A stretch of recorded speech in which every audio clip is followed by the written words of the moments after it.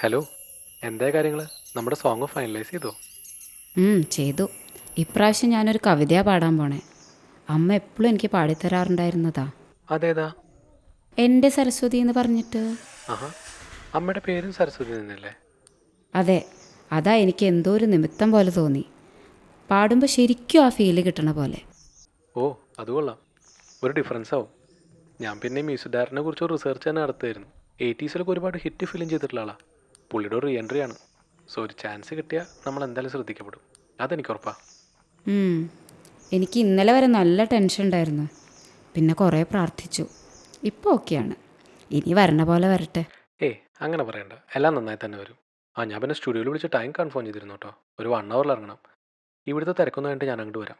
അതുവരെ വേണമെങ്കിൽ ഒന്നുകൂടെ പ്രാക്ടീസ് ചെയ്ത് നോക്കിക്കോളൂ. നോക്കട്ടെ.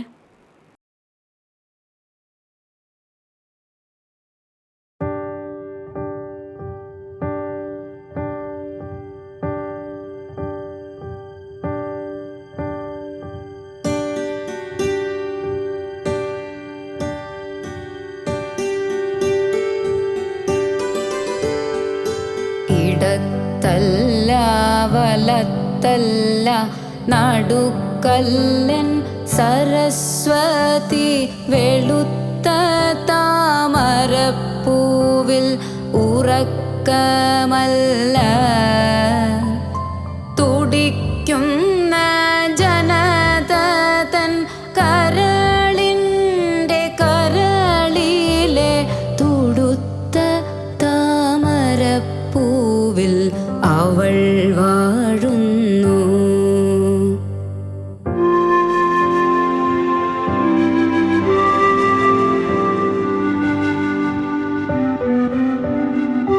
പടകൂറിച്ചൊരുങ്ങിയ പതിതർത്തൻ പത്മവ്യൂഹ നടുവിലെ കൊടിത്തണ്ടിൽ അവൾ പാറുന്നു. അഴകിൻ്റെ വീണമീട്ടി തൊഴിലിൻ്റെ ഗാനം പാടും, തൊഴിലിൻ്റെ കൊടിയേന്തി അഴകു പാറി.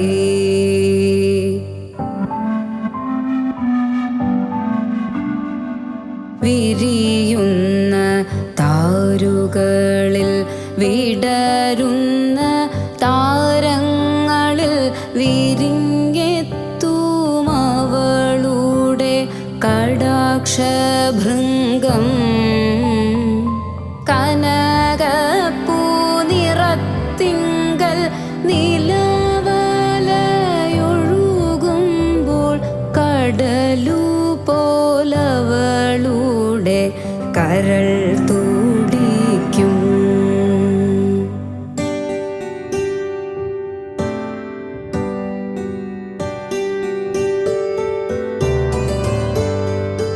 നേരിനെ താരാക്കി മാറ്റും, താരിനെ താരകമാക്കും, താരകത്തെ അവൾ നിത്യചാരുതയാക്കും. നേരിനെ താരാക്കി മാറ്റും, താരിനെ താരകമാക്കും,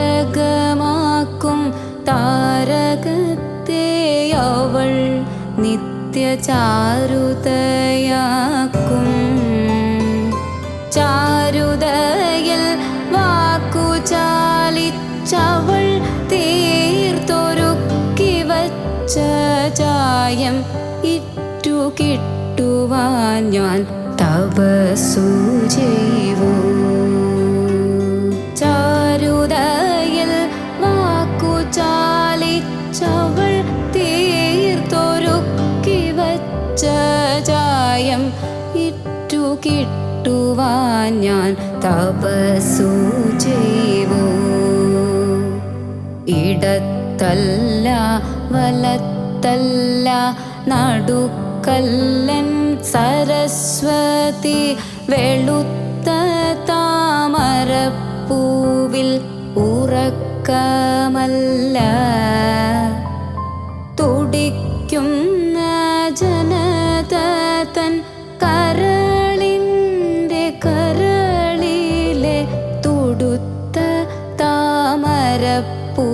പൂവിൽ അവൾ വാ